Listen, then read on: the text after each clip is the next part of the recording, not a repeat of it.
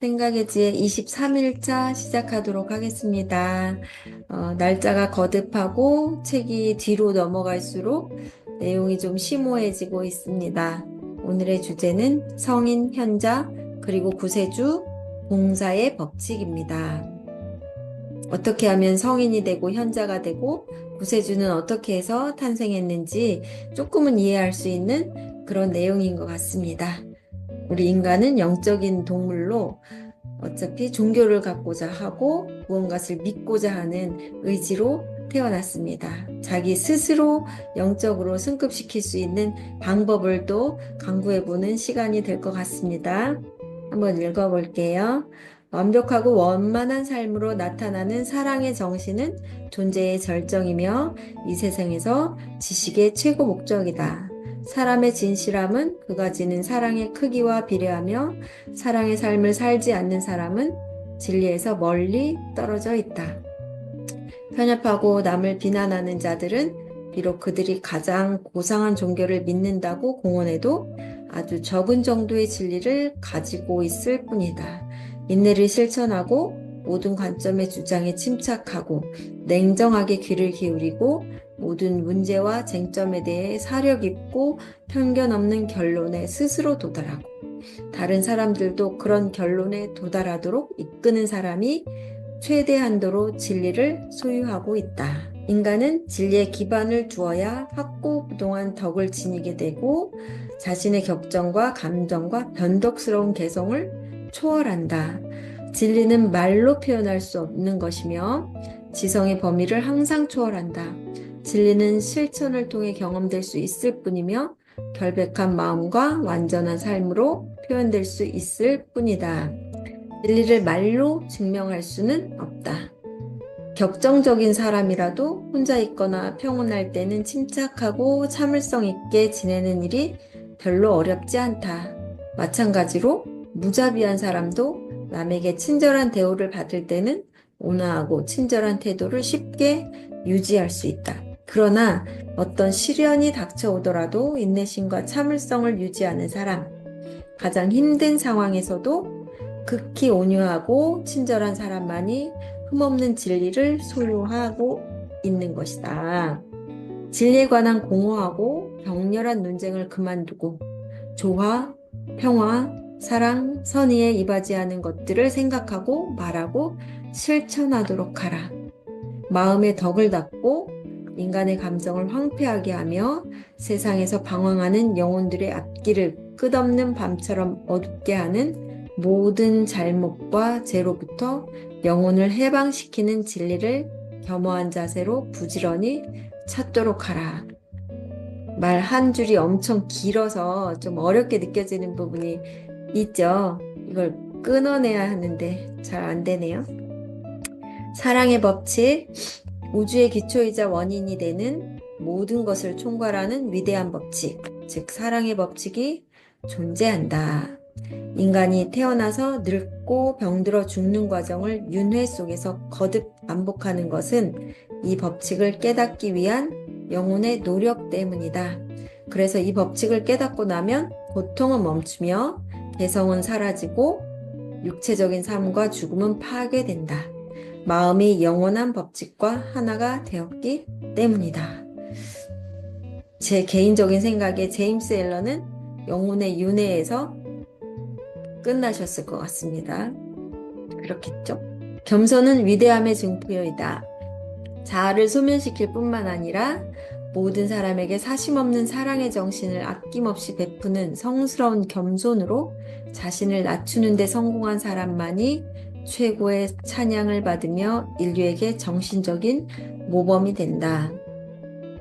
인류의 구원자로 인정받고 숭배되는 성인들은 위대한 보편적 법칙을 밝게 드러냈고 따라서 격정과 편견이 없었으며 설교하거나 옹호해야 할 어떤 특별한 교리체계나 의견을 갖지 않았기 때문에 그들은 결코 다른 사람을 개종시키거나 전도하려 하지 않았다. 최고의 완성을 이루고 최고 선 속에서 살았던 그들의 유일한 목표는 생각과 말과 행위로 선을 밝게 나타냄으로써 인류를 향상시키는 것이었다. 그들은 개인적인 인간과 비개인적인 신 사이에 서서 자아에 사로잡혀 있는 인류의 구원을 위해 이상적인 본보기로서의 역할을 한다. 자아에 깊이 빠져 절대적으로 객관적인 선을 이해할 수 없는 사람들은 자신이 믿는 종교의 구세주만을 인정하고 다른 종교의 구세주는 신성이 없다고 생각한다. 그리하여 개인적인 증오와 교리 논쟁을 초래하고 자기 종교의 교리를 격정적으로 옹호하면서 서로 다른 종교를 믿는 사람들을 이교도나 이단자로 간주한다. 그리고 그렇게 함으로써 자기가 믿는 구세주의 삶과 가르침이 보여주는 사심없는 아름다움과 신성한 위대함을 아무것도 아닌 것으로 만들어버린다. 여기에다 별표 3개를 했습니다. 자신의 믿는 종교, 자신의 신을 위대하고 다른 종교들은 무시하고 이단이라고 말하는 것 자체가 자신의 신을 모욕하는 거라고 얘기했어요. 그게 맞겠죠. 모든 인간이 형제고 사랑으로 베풀어야 한다고 했는데 이렇게 하면 안 되는 거죠. 진리는 제한될 수 없다. 진리는 어떤 사람이나 학파 또는 어떤 나라의 특권이 될 수 없으며 개성이 개입되면 진리는 상실되고 만다. 성인, 현자, 구세주의 공통적인 명예는 그들이 가장 깊은 겸손과 가장 고귀한 이타심을 실현했다는 것이다. 모든 것을 포기하고 자신의 개성까지도 포기했기 때문에 자아의 더러움이 전혀 없는 그들의 모든 업적은 신성하고 영구히 남는다. 그들은 베풀지만 받는 것에 대해서는 결코 생각하지 않는다. 그들은 과거에 대한 후회나 미래에 대한 예상 없이 일하며 절대로 보상을 구하지 않는다. 씨앗 뿌리기. 농부는 자기 땅을 갈아서 거기에 씨앗을 심고 나면 그는 자신이 할 수 있는 모든 일이 끝났다는 것과 이제부터는 자연의 힘을 신뢰해야 하고 수확의 계절이 오기까지 시간의 흐름을 참을성 있게 기다려야 한다는 것, 그리고 자기가 아무리 기대해봐야 결과에 영향을 미칠 수 없다는 것을 알고 있다.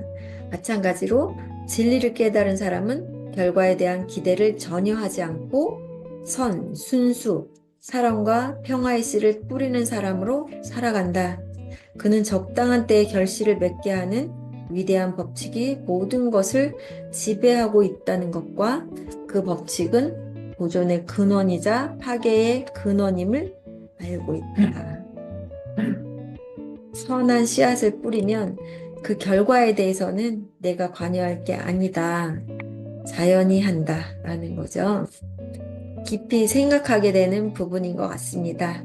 저희 사업에서도 씨를 뿌리고 정성 들여 관리는 해야겠지만 그 결과에 대해서는 자연에 맡기죠. 하늘에 맡기는 거죠. 진정한 봉사는 자아를 잇는 것이다.